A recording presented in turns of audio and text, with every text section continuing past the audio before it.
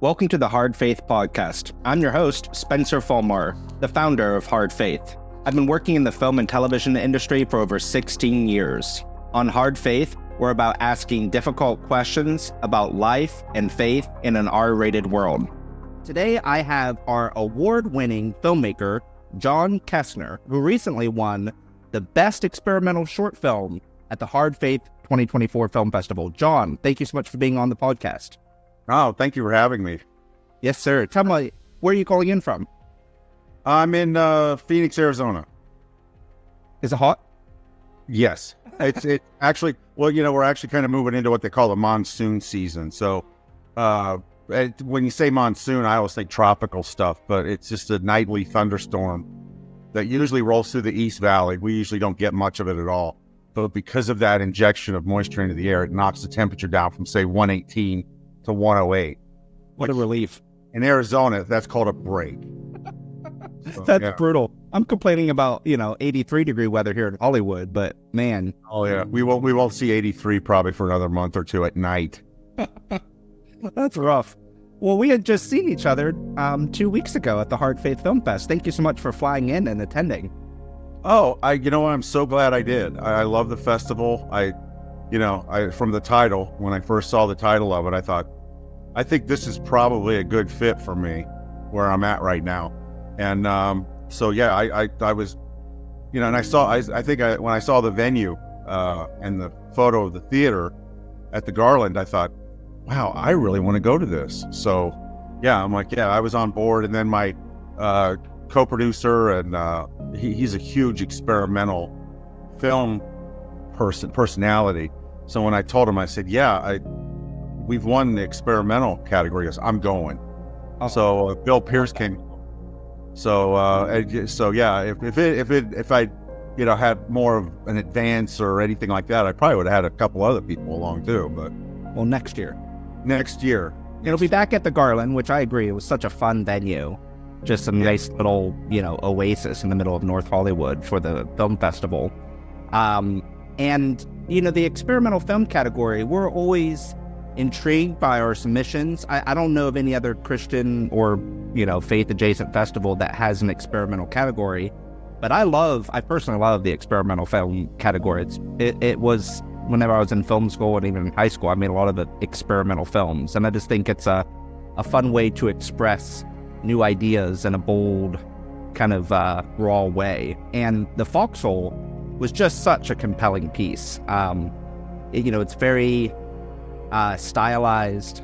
It's very gritty. It's very raw, and I just love, as it is a metaphor or a adaptation of, like you told me, The Thief on the Cross. Can you tell me a little bit more about the production of the Foxhole and how that film came to be? Oh, yeah. Thank you so much, because I think in a sense the entire Hard Faith Festival is in a way experimental. Because the whole festival, not just that category. So, but yeah, as far as the Foxhole goes, that kind of came from several things kind of coming together. I mean, I want to do films like that. I had just toured. There's a local studio called Painted Tiger Studios, and it's right next to some historical building. And they had recently acquired a slaughterhouse, an old slaughterhouse. And I thought, oh, this would be a great setting, for a film. Yeah. And the lead actress is Sally Ann Francis, who's a good friend of mine. And, just one night I was, walking around work, and for some reason it kind of hit me that I got curiosity about the Madalyn Murray O'Hair, the famous atheist who had prayer and Bibles taken out of schools in the early 60s. And I found out that she had been, and a lot of people don't know this part, she had been kidnapped by former employees and murdered. Wow. Her granddaughter. Wow.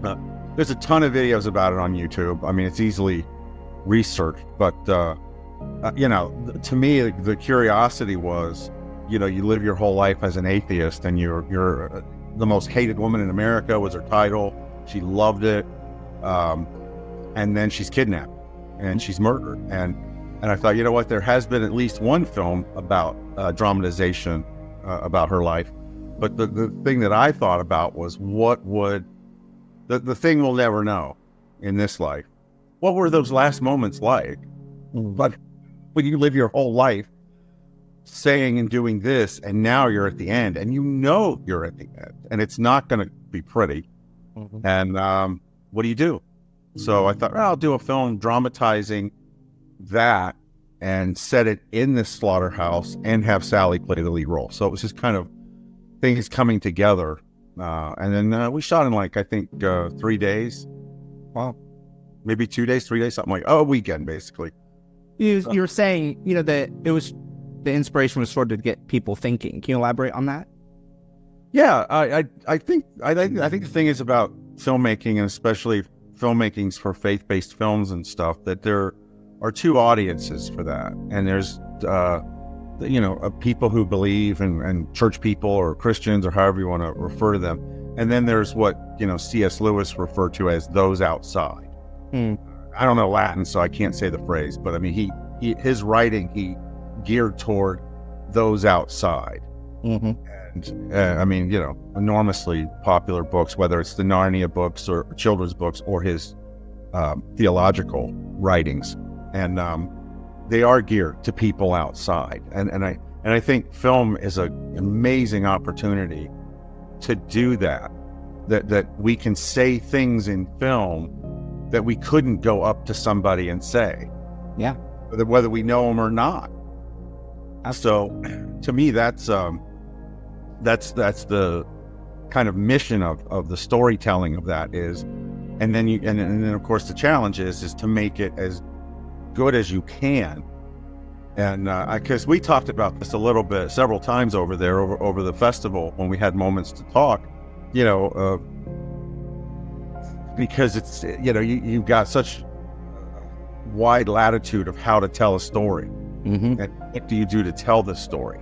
So who are you going to gear it toward, and who could you possibly lose as far as your audience goes? So I mean, that's what I love about the Hard Faith mentality and the festival and everything, is that all these different people, storytellers and filmmakers, can come together and show like, okay, well, this is what I would do, or this is what and it's like, and who's to say, really what's gonna be the one that works, what's gonna be the one, because my goal is with any of the faith-based films that I do, is that if I pay for this, finance this film and go to make the film and get it out there and do all that, if just one person told me like, what, I saw your film, it made me think, it made me reconsider things, it made me think about who I am in life, where I'm going and stuff like that, it's all worth it. Because that's probably something that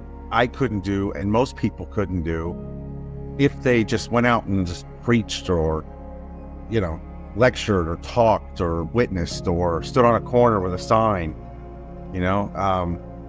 So I think film is just such an incredible opportunity to take everything you want to say to somebody and say it to them. And if you make it a good enough and a entertaining enough and compelling enough story, it'll do that. Yeah. Amen. I love that. And I love that quote from Lewis, or the mission of Lewis, for those outside. Yeah. I met with a filmmaker in Hollywood yesterday, and we were kind of talking about that. He was talking about like a scale of evangelism and how like there's different steps to try and have people interested, at least in having conversations about Christianity. And the last like 5 steps are more of like conversion to sanctification, but the first 5 steps are just making people even have a conversation about God. And I feel like so many faith-based films are focused on the final steps, and there's such a breadth of art and storytelling that we can do, like Lewis so well did in his books, that just gets people to question their beliefs or consider God again. Yeah. And I really hope that's what the Hard Faith Film Festival is, and I know that's what your short film did, and it seemed like it was a really exciting community of other like-minded individuals at the Hard Faith Fest and other filmmakers that had that similar vision. Yeah, well, we had such a great response at Hard Faith that the film did. It really was. Yeah. It's done well in both secular and faith-based festivals. It's done, and that was my goal, to like not have it skewer hard one way or the other. Like, it's done very, very well. Sally's won I don't know how many awards for acting. She was great. And yeah, she really is. And she brought it. I mean, 1 or 2 takes. Okay, moving on. Just snap out of that anguished and just looked at me and goes, "You want me to do it again?" I'm like, no, I think we got it. So just very, very professional. There's a lot of very professional people out there. I mean, the people that I have done films with constantly amaze me how good they are, whether it's acting or filming or editing, or I'm just blown away. I mean, that's the great thing about being a filmmaker now, is that no matter where you're at, I'm sure every big city has a film community. I just had a chat with somebody in Toronto, and she was talking about how difficult it was to because you have your snobs and you have your people who you have everything. And she said that it's kind of discouraging. And I go, yes, but that's Hollywood too. Yeah, it is. Up, down, it's all the same. It's just the bigger deals are bigger deals because they have more money, but it's still the same, flaws and things, egos, and so it's all of that. So it's just dealing with people in general. It's not, so every city I think has probably has a really good film community, and the possibilities are there. So I would encourage anyone to look around wherever they're at. Yeah, I'm just looking forward to do a lot more. But that's it's brought filmmaking down to where people can do it without. It's become, democratized. It's more accessible to people. The technology's cheaper. You can make a film on your phone. And there is these vibrant little pockets of film communities in every major, even mini city around America. I've lived in a lot of different states and communities, and I've always found fellow cinephiles, and it's always so great to meet other people outside of Hollywood. And two, it's like the wonder of Hollywood and the wonder of filmmaking I sometimes find more alive outside of Hollywood, because here we kind of take it for granted and maybe a little bit assumed.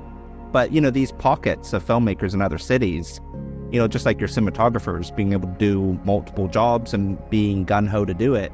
I mean, that kind of attitude, making a film is so difficult. Working with people that are so excited to do it and believe in that magic and power of cinema is such a gift.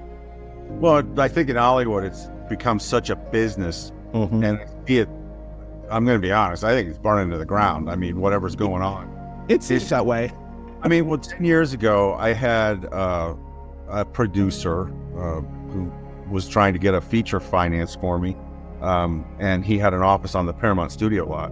So for like 5 years, I had free run of the lot because he would put a pass in for me every time I was in town. And most of those sound stages were standing empty. And just television shows here and there on the whole lot. And because I used to walk around and wow, because they all have the plaques on them that tell you what was filmed, where. And but I was just kind of shocked 10 years ago at how little was going on in Hollywood. And I don't. Someone who's been in Hollywood since the early 70s told me there's nobody in movies who loves movies anymore. Yeah, it's a shame. And the people, but if you go outside, there are people who love movies. Everybody loves movies, and so I think that's I hate to see that about Hollywood because I love LA. I love coming to LA. Me too. But and history of it. I think it's due for a reset.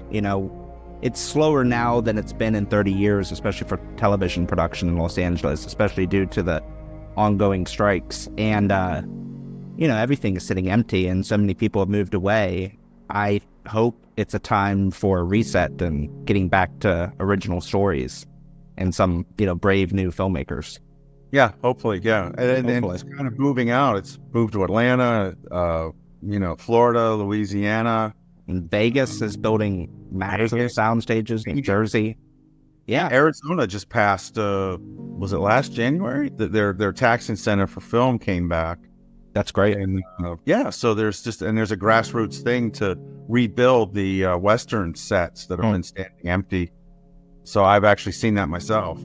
And tell me about that. We had talked a little bit about this at the festival, but what projects are you working on next, if you can share with our audience? Oh, definitely.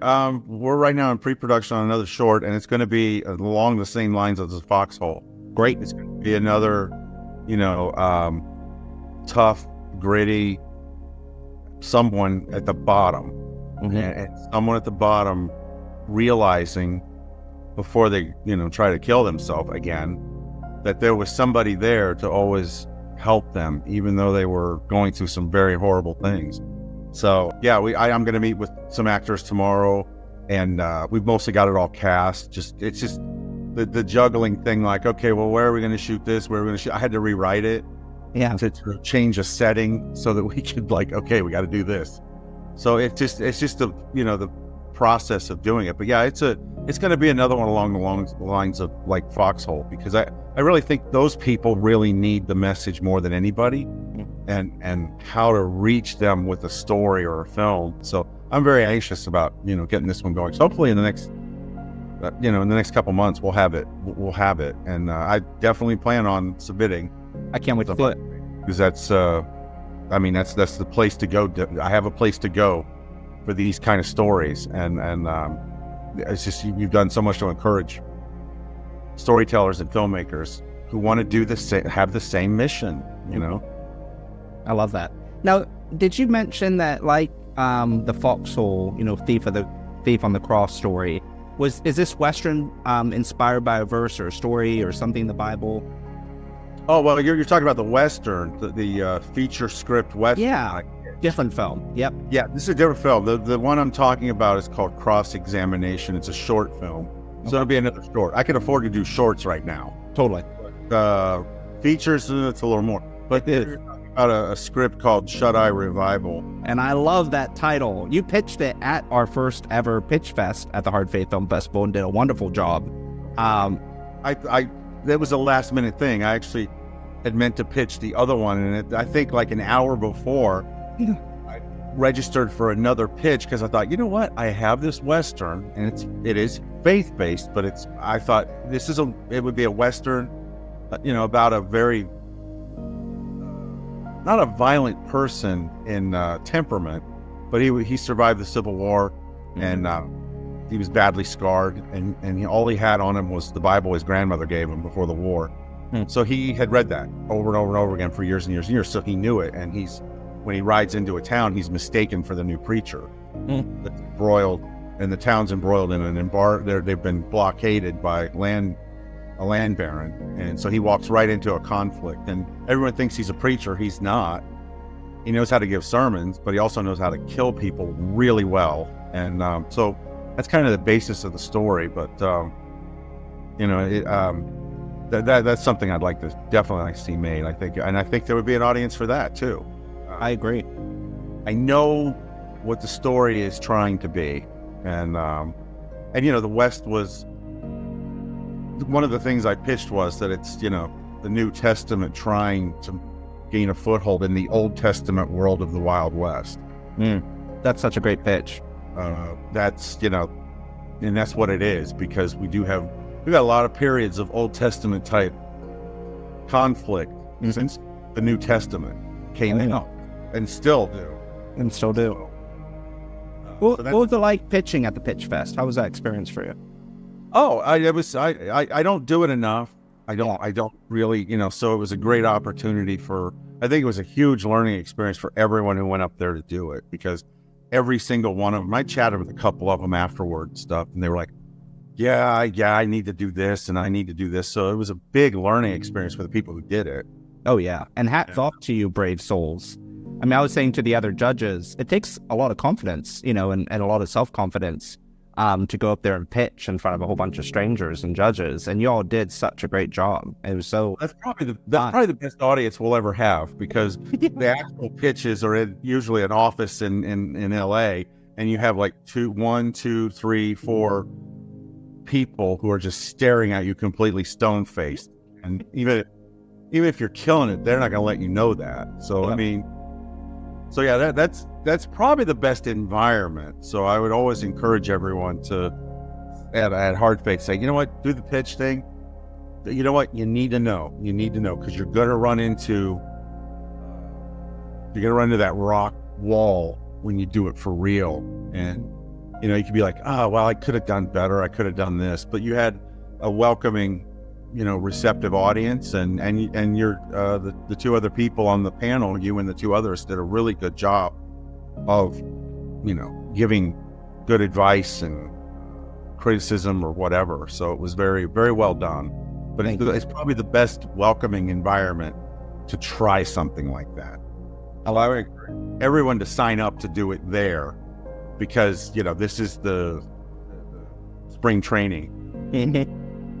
Yeah, and two, our other judges, I'll shout them out. Chris Cobell, who is a development executive at Pinnacle Peak Productions, and then Spiros Dambolis, who works in distribution as a producer. I've worked with on a couple films. Great people, really excited to do it, and they do hear pitches all the time. And just the art of pitching, the art of selling is so vital, to our industry and to our work, whether you're speaking to an investor or convincing an audience or convincing a producer or studio. That's just a skill set we all have to hone. And I think the best filmmakers, whether they like it or not, they have to hone that skill just to be able to get the message out there and get their films made.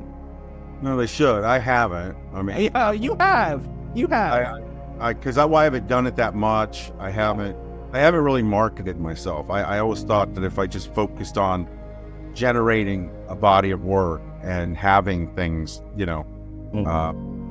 so I thought eventually I'll reach that point to where I do make a connection somewhere. And I almost have, and I kind of had, but I haven't, because the next thing, of course, is like everyone here that I make films with here, man, they're ready to do a feature. They want to do something, they want to take that next step.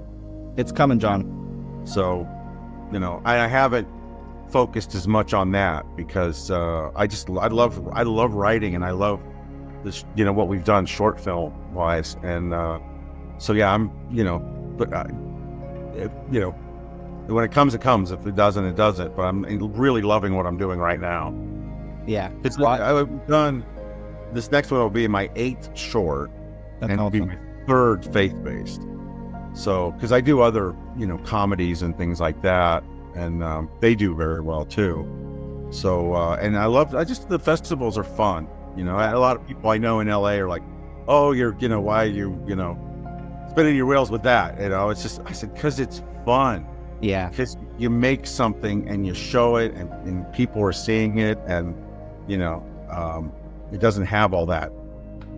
For filmmakers considering submitting, attending next year, what advice would you give to people listening to this podcast of what they can expect from Hard Faith Fest based on your experience?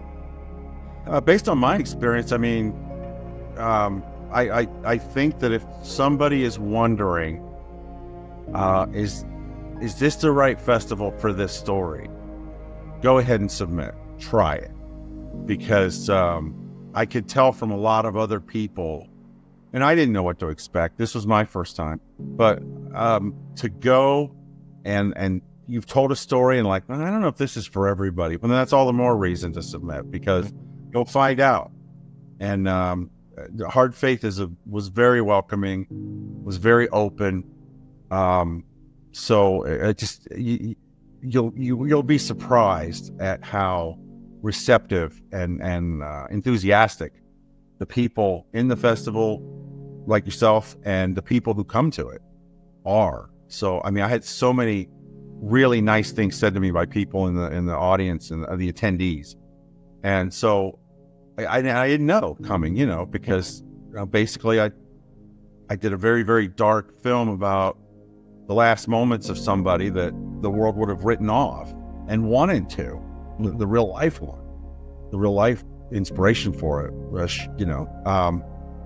so, and then like, it couldn't have gone any better. It's the best screening we've had, and it's the best reception we've had. And so, and it's still out there though, but no, this is definitely the high mark. And so I don't know. I don't know if that's too long-winded or not, but I would just encourage anyone to, like, if they have a story, they've made a film, and they just don't know where it fits or not, just send it, because you'll have the most receptive and encouraging audience at Hard Faith, and I mean, I've had to reevaluate myself after the festival, because wow, this went over really well. I went in with not so much doubts, but questions like, you know, I knew how I wanted the film received, didn't know if it was going to, and then it did. But then I thought, you know what? Now it's like, can I expand on that? Mm-hmm. So that's what I would recommend. Just submit it, go with it. If it makes it in, then you're going to have a very receptive, and it's, you know, what's the Bible verse about sharpening? Yeah, iron sharpens iron. Yeah. So that's going to be the experience. Yeah, it really will. So yeah. I love that. Thank you so much, Sean. And I was, you know, we did the festival. This is our second year. First year was a smaller event, one-day event. Next year, it's going to be back at the Garland, 3-day event. And we're just trying to grow it. But I was so encouraged this year just by the community and the filmmakers and the fellowship and conversations. I mean, you know, the week leading up to the festival, I had a lot of sleepless nights getting all the videos ready. And I was saying to my wife, you know, why am I doing this? You know, it's like so much work, you know, putting on a film festival and trying to figure out like how to get, you know, sponsors and the logistics and everything else. And then as soon as the first festival began, I got to meet some of the filmmakers, and you were one of the first ones I met. I'm just reminded, especially during the event each year, what a special time this is. And I think what a needed event it is, because it is unique, you know, for faith-based filmmakers that are kind of edgier and making provocative art. Yeah, and one thing though, but you know, because you were talking about sleepless nights beforehand. Yeah. I know I've told other people on the team that I have that make films, I said, this next one is a faith-based, and expect opposition, expect attacks that have nothing to do with the film. So true. We're going to do something, and if it's going to make a difference, we are going to, we're going to have spiritual attacks. And that's exactly what I told a couple of them. And I said, expect it. And the faith-based shorts that I've done absolutely illustrate that. I have the two that were done, you know, were the hardest things, you know. And the funny thing is, the other ones, which were just like comedies, were breezes. Like everything went right, everything was awesome. But the moment I said I want to do a faith-based one, everything lined up against. You're going to get spiritual pushback, and I was back in Ohio, where I'm from, a month ago, and I was just driving around from, you know, one family member's place to another, and a sermon came on, and I really had reached a point to where there's all this opposition that I'm running into. Is there a point where I start to wonder if this is the enemy, or am I getting pushback from God that I shouldn't be doing this? Because I always go back to the verse in David, where like David wanted to build the great temple with all of his victories and riches and stuff, and God said, "No, you have too much blood on your hands. Your son will do it." And that verse used to hit me, you know, when I would hit like things that this ain't gonna happen. I can't do this. You know, it's like, well, maybe I'm being told you have too much blood on your hands to be a person to tell this story. It's just it's just the things that happen. And then there was a sermon on the car radio. I was driving around and I was just listening to it. And the guy said, or the pastor said, that, you know, during a test, the teacher is silent. And that just kind of echoed, you know, when you hear those things. So I'm driving around, you know, the foothills of Appalachia, and way away from my home, way away from everything. And I hear, you know, the teacher is silent during a test. And it's just little things like that kind of change things and make you think, you know, no, yeah, okay. I don't fully understand what's going on, but I'm still going to try to do what I can do and what I want to do and what I hope to do. Yeah. So if that helps a little bit. Oh, yeah. So yeah, at a moment when I was starting to wonder just who it is that this opposition is coming from, then I get that little, you know, moment. So I just thought I'd share that, because that's something. I agree. Yeah, because it's so hard to make a film, but also I feel like whenever you're making a faith-based film and trying to be, you know, do justice to the subject matter, whatever it is, especially if you're incorporating scripture, representing, you know, characteristic of God, I feel like there's a ton more weight, and I feel like there's a ton more opposition. It's a very heavy, difficult process. Generational Sins was my 2017 film, and it's about, child abuse and alcoholism.